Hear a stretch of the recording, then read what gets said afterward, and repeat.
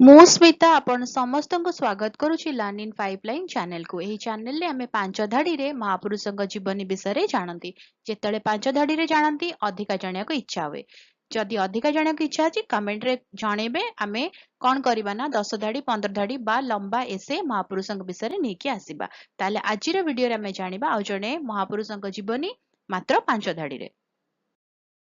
ଆଜିର ଭିଡିଓରେ କଥା ହେବା ଦାରିଙ୍ଗିବାଡ଼ି ବିଷୟରେ। ଦାରିଙ୍ଗିବାଡ଼ି ହେଉଛି ଓଡ଼ିଶାର କନ୍ଧମାଳ ଜିଲ୍ଲାରେ ଅବସ୍ଥିତ ଏକ ସୁନ୍ଦର ପାହାଡ଼ ନିବାସ।